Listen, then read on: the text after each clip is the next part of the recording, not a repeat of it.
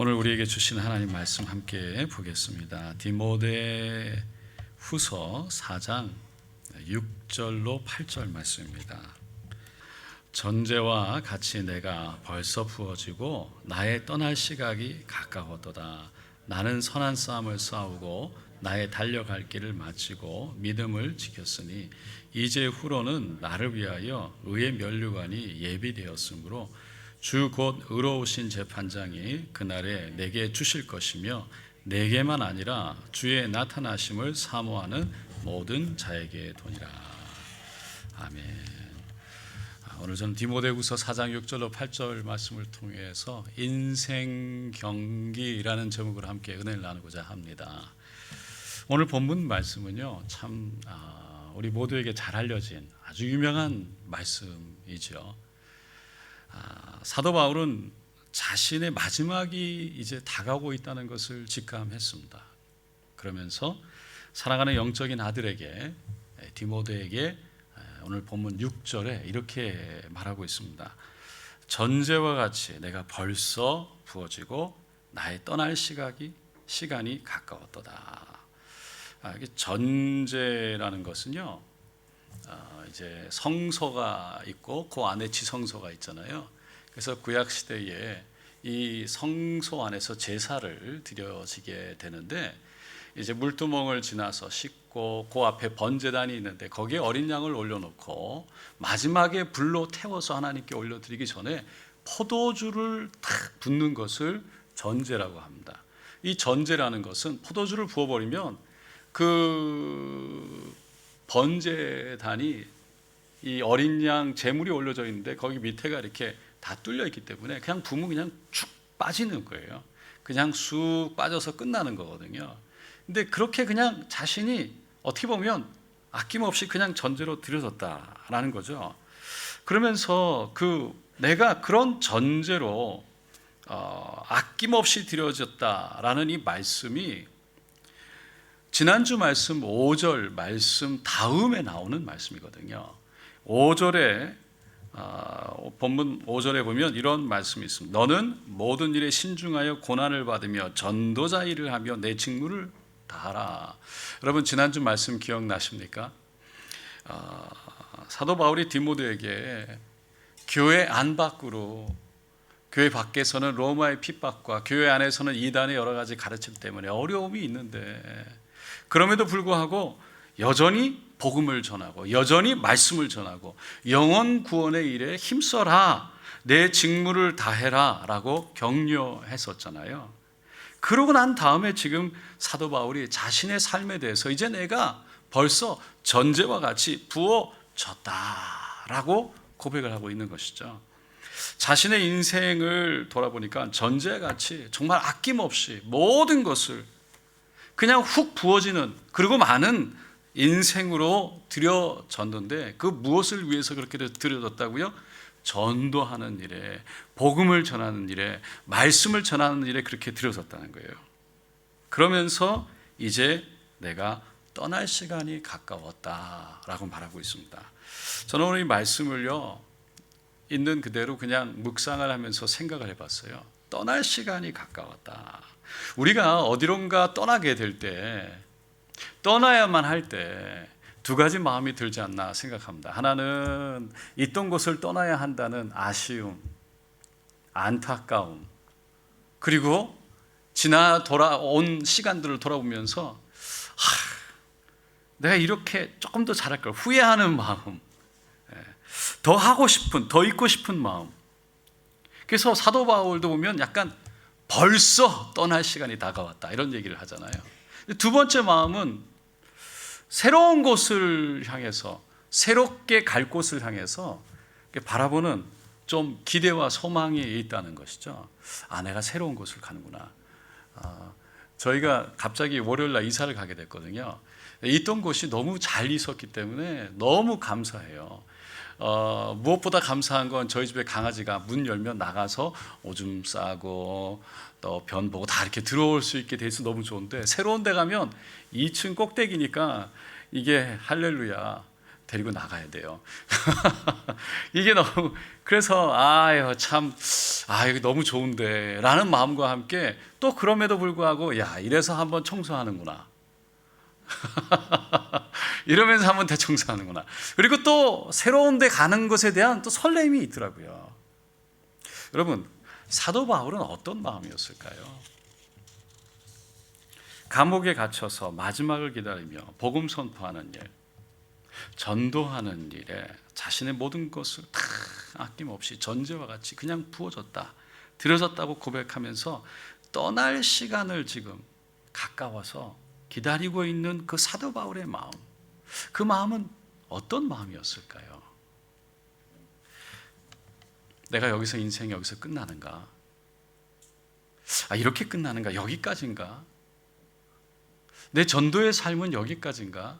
이 땅의 삶은 여기까지인가? 좀 아쉽고 조금 후회되고 조금 좀 그런 마음이었을까요? 아니면 아낌없이 나의 모든 것을 다 드렸으니까 이제는 아쉬움도 후회도 없고 이제 주님이 계신 곳에 가게 될 거라는 소망, 그러면서 이 땅에서 힘들고 어려웠던 많은 시간들을 인내와 믿음으로 그것을 견디고 이기고 지켜낸 것에 대한 어떤 자신에 대한 좀 대견함, 아니면은 이제 그런 것들이 이제 끝나간다는 기대감, 어떤 또 시원함, 그런 것이었을까요? 아마 둘 다 마음이 조금씩 있었겠지만 제 생각에는 두 번째 마음이 더 크지 않았을까 생각해 봅니다. 왜냐하면 자신의 인생이 예수님이 명하신 전도를 위해서 정말 아낌없이 드려졌죠. 몸은 지치고 힘들고 아프고 고난이지만 그런 만큼 잘 이 과정을 마칠 수 있게 됐음이 감사하고 새로운 천국에 대한 소망으로 가득 찼기 때문입니다. 그것을 알 수 있는 것이 오늘 본문 그 다음 절 7절과 8절이잖아요. 7절, 8절 우리가 다시 한번 읽어볼게요. 나는 선한 싸움을 싸우고 나의 달려갈 길을 마치고 믿음을 지켰으니 이제 후로는 나를 위하여 의의 면류관이 예비되었으므로 주 곧 의로우신 재판장이 그날에 내게 주실 것이며 내게만 아니라 주의 나타나심을 사모하는 모든 자에게 도니라. 그 사도 바울은요, 이 땅의 죽음이 다가 아니라는 것을 알았어요. 그것이 끝이 아니라는 것을 알았다는 거죠. 하늘의 상, 저 하늘에 면류관이 있다는 것을 알았던 겁니다. 자신의 인생을 행하면서 내가 선한 싸움 다 싸우고 달려갈 길 다 마치고 믿음을 지켰다. 이 믿음을 지키는 것이 어떤 것인지, 믿음을 지키는 것이 얼마나 소중한 것인지, 이 믿음을 지키는 것이 어떤 의미인지를 사도 바울은 너무나 잘 알았던 거죠. 그래서 이거를 내가 지키려고 인생을 내가 살아왔는데 이걸 내가 이제 마쳐가는구나. 여기서 이 싸움이라는 단어가 헬라어로 보면 아곤이라는 단어로 되어 있는데요, 이게 경기라는 뜻입니다. 그러니까 선한 싸움을 다 싸웠다는 건 경기에서 최선을 다했다는 뜻이에요. 나의 달려갈 길을 다 마쳤다는 것은 자신에게 주어진 책임을 다했다는 거예요. 여러분, 사람은 누구에게나 인생이라는 경기가 있는 것이죠. 그런데 끝까지 최선을 다하고 달려가는 사람이 많지 않다고 합니다. 사도 바울이 달려왔던 인생 경기는요, 보통 사람이 달려왔던 인생 경기와 좀 달랐어요. 고린도후서 11장 23절로 27절에 보면 자신의 인생 경기를 이렇게 설명합니다. 내가 수고를 넘치도록 하고 옥에 갇히기도 더 많이 하고 매도 수없이 맞고 여러 번 죽을 뻔하였으니 유대인에게 40에 하나 감한 매를 5번 맞았으며 3번 태장으로 맞고 1번 돌로 맞고 3번 파선하고 일주야를 깊은 바다에서 지냈으며 여러 번 여행하며 강의 위험과 강도의 위험과 동족의 위험과 이방인의 위험과 신의 위험과 광야의 위험과 바다의 위험과 거짓 형제 중에 위험을 당하고 또 수고하며 애쓰고 여러 번 자지 못하고 줄이며 목마르고 여러 번 굶고 춥고 헐벗었노라. 사도 바울이 달렸던 인생 경기는 보통 사람이 경험했던 인생 경기와는 좀 많이 달랐어요. 정말 힘들고 정말 어려운 경기였습니다. 하지만 그 경기를 끝까지 책임을 다해서 전제와 같이 부어질지언정 최선을 다했던 것이죠. 그래서 사랑하는 디모데에게 너도 이 땅에서 에베소 교회를 주장하고 인도하느라 힘들지. 지금 로마의 그 억압이, 핍박이 어렵지. 교회 안의 성도들 중에, 그 유대인들 중에 잘못된 가르침 속에 성도들을 꿰고 유혹하는 그 이단의 가르침 때문에 고통스럽지. 그렇지만 저 하늘에 면류관이 있으니 그것을 보고 함께 달려가자라고 격려한 거죠. 여러분, 사도 바울의 권면처럼 누구에게나 인생의 경기가 있는데 그 경기를 최선을 다해서 달려가면 저 하늘에서 예비되어 있는 면류관을 쓰게 될 줄로 믿습니다. 믿으십니까? 그러면 우리에게 있는 이 인생 경기, 우리에게 있는 인생 경기는 어떤 경기일까 생각해 보게 됩니다. 그것은 우리가 인생에 살아가면서 무엇을 얼마나 어떻게 이루었나, 얼마나 무엇인가를 세웠나 이라는 경기보다는 우리에게 주어진 삶 속에서 얼마나 끝까지 예수를 보고 살았나, 얼마나 주님과 함께 살았나를 드러내는 경기인 줄로 믿습니다. 면류관이라는 것은요, 고대 경기 때 그 월계관 나무 잎으로 만든 하나의 관이잖아요. 우리는 경기를 생각하면 마지막에 어떤 모습을 생각합니까? 올림픽, 금메달, 은메달, 동메달을 생각하는 거죠. 그리고 목메달. 아무것도 못 받으면 그거 생각하면서 열심히 운동하는 거죠. 그런데 우리가 달리는 경기는 금메달이냐 은메달이냐 동메달이냐가 아니라 면류관이냐라는 거예요. 하나밖에 없다는 거예요.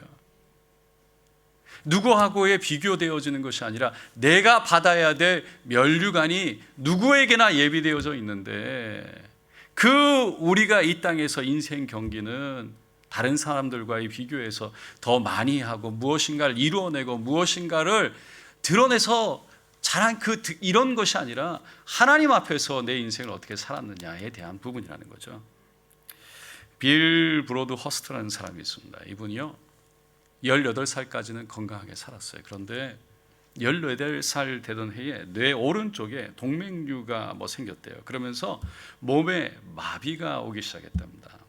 28살쯤 됐을 때는 지팡이를 의지하지 않고는 걸을 수가 없었대요. 그러니까 뻣뻣한 다리 때문에 힘들었어요.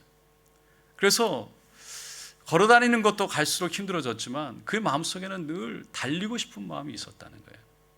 그래서 어느 날 이 단축 마라톤에 참가 신청을 냅니다. 그리고 그 경기에 나갔는데 그 경기에서 로저스라는 사람이 단축 마라톤이니까 30분 정도 달려서 우승을 한 거예요. 로저스가. 근데 이 빌이라는 사람은요 정말 허우적거리면서 2시간 30분을 달렸는데 이제 날이 어둑어둑해지기 시작했어요.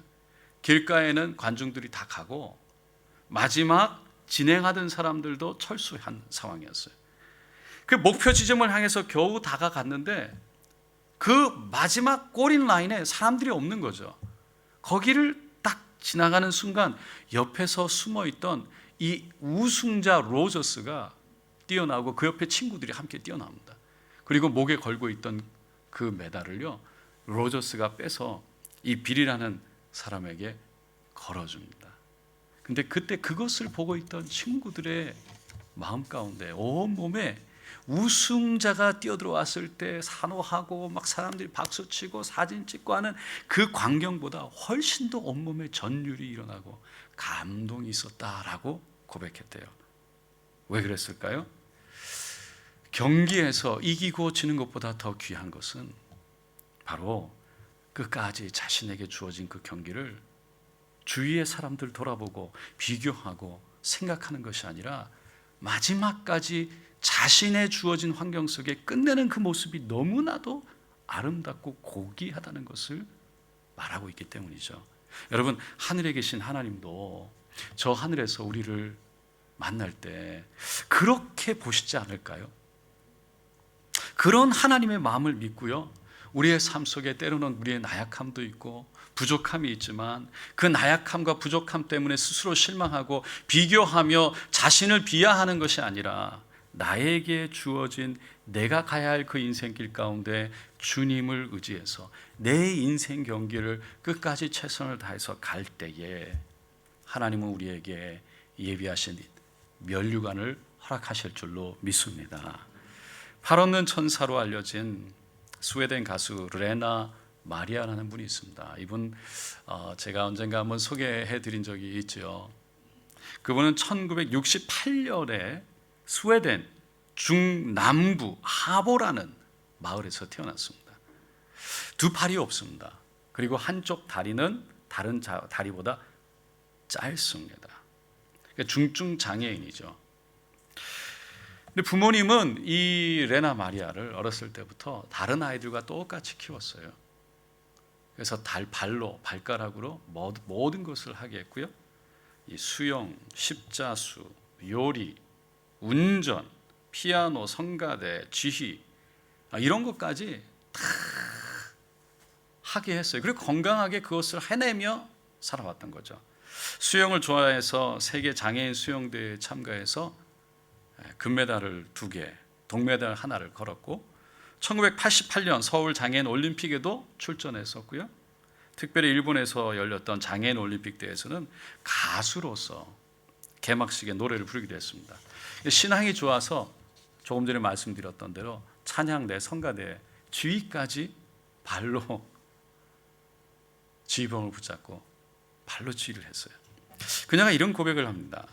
팔이 없기 때문에 불가능한 할 것으로 생각되었지만 머리, 얼굴, 입술, 시선을 이용하면 자연스럽게 의사소통이 되어 제가 직접 노래를 부르며 시범을 보여주기도 했죠. 저는 굳이 팔과 온몸을 쓰지 않아도 지휘를 할 수 있는 제 나름의 기술을 터득했습니다.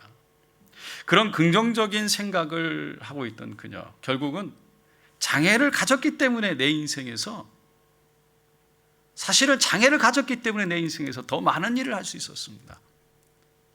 개막식에서 노래할 수 있는 많은 부분에서 다른 사람들이 할 수 없는 부분들을 자신이 할 수 있었다고 표현한 거예요. 자신이 무엇인가를 혼자서 할 수 있으면 장애인이 아닙니다. 그러므로 나는 더 이상 장애인이 아닙니다. 누구나 문제없이 인생을 살 수 없습니다. 인간으로서 풍요로움은 고난을 통해 얻어지는 것이라고 생각합니다. 이런 여러 가지 감동적인 말들을 사람들에게 남겼습니다. 무엇보다 신앙인이었기 때문에 이렇게 고백합니다. 제 인생에서 가장 중요한 것은 삶이 힘겨울 때 늘 곁에서 지켜주는 가족과 친구 그리고 하나님이었습니다. 이분은 결국 대학 시절에 만난 비욘 클랭벨이라는 음악 프로듀서를 만나서요 결혼을 하고 지금도 행복하게 살고 있습니다. 레나 마리아의 삶은 우리도 우리에게 주어진 인생의 한계, 우리에게 주어진 삶의 환경, 그 주어진 그 아픔, 어려움, 그 어려움 속에 절망하고 좌절하고 주저앉을 것이 아니라 그래도 하늘을 바라보고 하나님이 함께 하신다는 믿음 가운데 일어나야 하겠다라는 것을 깨닫게 한다는 것이죠. 그래서 어려움과 아픔의 장애물이 인생 경기에 수도 없이 있지만 그것을 여전히 뛰어넘고 최선을 다해서 달려가야 되겠다라는 마음을 주는 것입니다. 사랑하는 성도 여러분, 우리 살아가고 있는 인생 다 다르죠. 주어진 환경 다 다르죠. 우리가 할 수 있는 범위 다 다릅니다. 그럼에도 불구하고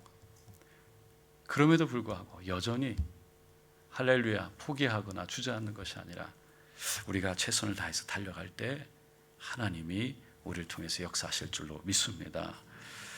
끝으로 비행 항공술의 선구자로 알려진 이 헨드리 페이지 경이라는 분이 있습니다. 이분은 자기 이름을 따서 항공사를 설립했는데 그 항공사에서 만든 그 비행기로 인해서 결국 영국이 독일의 2차 세계 대전 때 폭격을 하고 승리로 이끄는 아주 결정적인 역할을 한 사람이다. 그리고 항공사다라고 그렇게 알려져 있습니다. 이 헨드리 페이지 경이 어느 날 자신이 만든 소형 경비행기로 많은 사람들 앞에서 에어쇼를 보여주고 있었습니다. 그런데 고난도 비행을 이렇게 하고 있는데 계속 어디선가 이렇게 조그만한 이렇게 뭔가 갉아먹는 긁는다 같은 소리가 들려오는 것이죠. 그래서 그 들려오는 소리로 바스락바스락한 것으로 이렇게 봤더니 생쥐가 한 마리 있는데 그 비행기 안에 많은 전선들이 있는데 그거를 갉아먹고 있는 거예요. 그러니까 그 전선이 갉아먹으면 끊어지거나 아니면 합선이 되면 이거는 굉장히 위험한, 추락할 수 있는 그런 상황인 거죠. 그때 이 페이지경이 하나님께 기도를 했답니다. 근데 기도하는 가운데 갑자기 마음속에 하나님께서 도우실 거라는 믿음이 생겼어요. 그러니까 굉장히 절망적이고 자기가 갑자기 내려올 수도 없고 그 어떻게 잘못하다가 내려와서 그게 추락하면 많은 사람을 다칠 수, 그런 생각을 하다가 기도하다가 모든 것을 하나님께 맡기고 날아오르자, 그리고는 정말 더 높은 곳을 향해서 최선을 다해 올라가 버린 거예요. 막 올라가고 있는데 정말 갑자기 조용해지더래요. 그러면서 쥐 죽은 듯이, 할렐루야, 조용해지기 시작했어요. 그래서 머리를 돌려서 거기를 봤더니요, 정말 이 올라가니까 산소가 부족해서 이 쥐가 헤덕헤덕 거리다가 기절해 쓰러진 거예요. 그래서 내려왔다는 거죠. 여러분, 우리도 인생 경기 중에 이 전선을 갉아먹는 생쥐와 같은 그런 이 방해물이, 장애물들이 나타날 때가 얼마나 많습니까? 때로는 이거 이렇게 되는 순간 아이고 어떡하나.